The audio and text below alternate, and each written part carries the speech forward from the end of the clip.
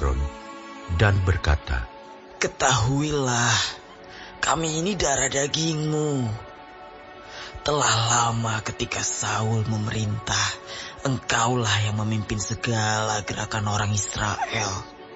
Dan Tuhan Allahmu telah berfirman kepadamu, engkaulah yang harus menggembalakan umatku Israel. Dan engkaulah yang menjadi raja atas umatku Israel." Maka datanglah semua tua-tua Israel menghadap raja di Hebron.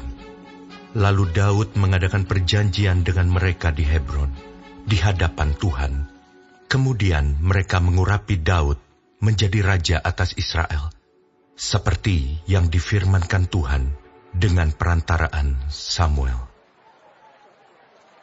Lalu Daud dengan seluruh orang Israel pergi ke Yerusalem. Itulah Yebus. Dan di sana orang Yebus adalah penduduk negeri itu.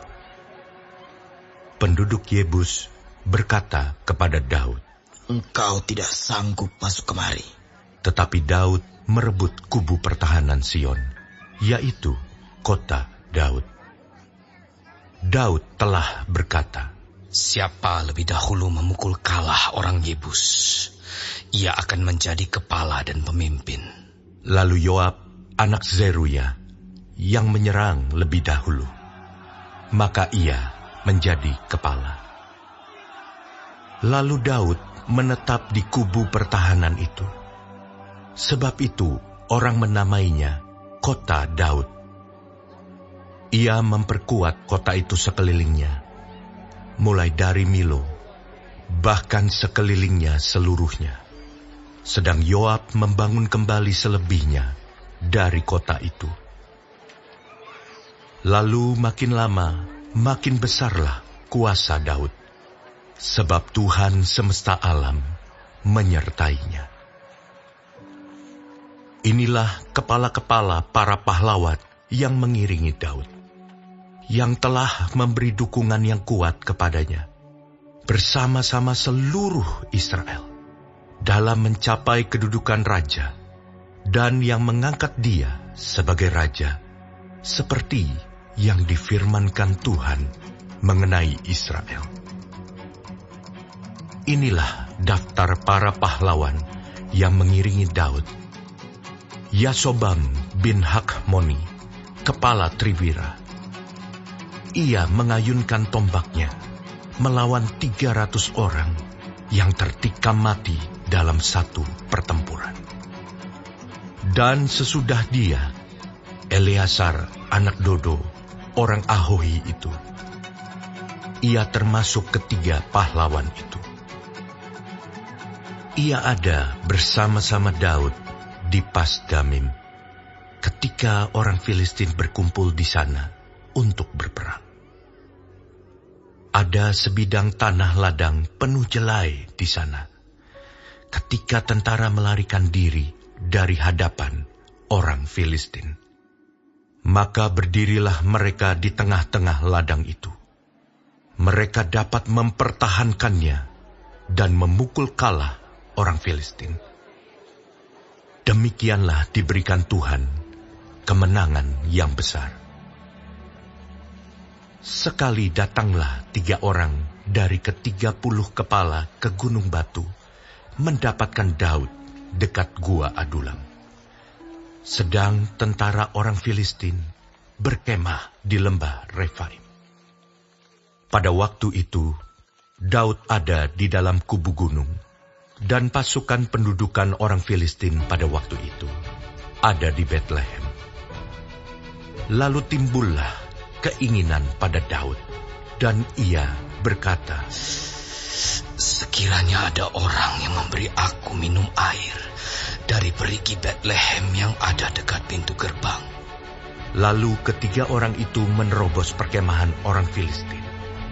Mereka menimba air dari perigi Betlehem yang ada dekat pintu gerbang, mengangkatnya dan membawanya kepada Daud. Tetapi Daud tidak mau meminumnya, melainkan mempersembahkannya sebagai korban curahan kepada Tuhan. Katanya, "Jauhlah daripadaku ya Allah, untuk berbuat demikian. Patutkah aku meminum darah taruhan nyawa orang-orang ini? Sebab dengan mempertaruhkan nyawanya, mereka membawanya." Dan tidak mau ia meminumnya. Itulah yang dilakukan ketiga pahlawan itu.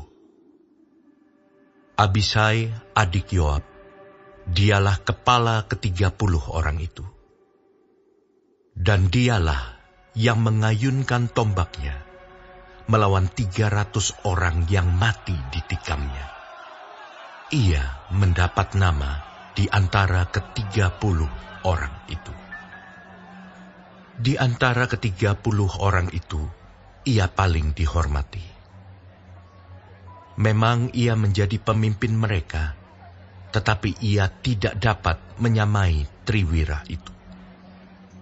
Selanjutnya Benaya bin Yoyada, anak seorang yang gagah perkasa, yang besar jasanya, yang berasal dari Kabzeel. Ia menewaskan kedua pahlawan besar dari Moab. Juga pernah ia turun ke dalam lobang dan membunuh seekor singa pada suatu hari bersalju. Pula ia membunuh seorang Mesir, seorang yang tinggi perawakannya, 5 hasta tingginya. Di tangan orang Mesir itu ada tombak seperti pesa tukang tenun, tetapi ia mendatanginya dengan tongkat, merampas tombak itu dari tangan orang Mesir itu, lalu membunuh orang itu dengan tombaknya sendiri. Itulah yang diperbuat Benaya bin Yoyada. Ia mendapat nama di antara ke-30 pahlawan itu. Sesungguhnya, di antara ke-30 orang itu, ia paling dihormati. Tetapi ia tidak dapat menyamai Triwira. Dan Daud mengangkat dia mengepalai pengawalnya. Pahlawan-pahlawan yang gagah perkasa ialah juga Asael, saudara Yoab. Selanjutnya Elhanan bin Dodo dari Betlehem, Samot orang Harod, Heles orang Peloni, Ira anak Ikes orang Tekoa, Abiezer orang Anatot, Sibkai orang Husa, Ilai orang Ahohi, Maharai orang Netofa, Helet bin Baana orang Netofa, Itai bin Ribai dari Gibea orang Benyamin, Benaya orang Piraton, Hurai dari lembah-lembah Gaas, Abiel orang Bet Araba, Asmawet orang Bahurim, Eliahba orang Saalbon, Hashem orang Gizon, Yonatan bin Sage orang Harari, Ahiam bin Sakar orang Harari, Elifal bin Ur, Hefer orang Mekerati, Ahia orang Peloni, Hesro orang Karmel, Naarai bin Esbai, Yoel saudara Natan, Miphar bin Hagri, Selek orang Amon, Naharai orang Beerot, pembawa senjata Yoab, anak Zeruya, Ira orang Yetri, Gareb orang Yetri, Uria orang Het, Zabat bin Ahlai, Adina anak Sisa orang Ruben. Kepala orang-orang Ruben dan beserta dia ada 30 orang. Hanan bin Ma'aka, Yosafat orang Mitni, Uzia orang Asitarot. Syama dan Yeiel, anak-anak Hotam, orang Aroer. Yediael bin Simri, dan Yoha saudaranya, orang Tizi. Eliel, orang Mahawim. Yeribai dan Yosawia, anak-anak Elnaam. Yitma, orang Moab. Eliel, Obed, dan Yaasiel, orang Mezobaya.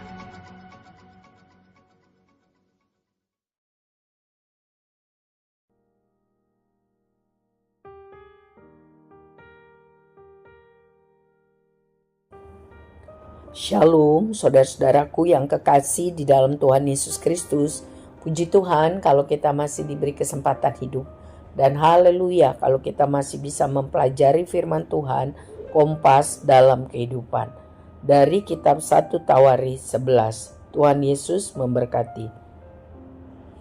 Kita membaca tentang Raja Daud, bagaimana Tuhan memberkatinya sehingga dia berhasil menyatukan semua suku Israel di bawah kepemimpinannya sebagai raja.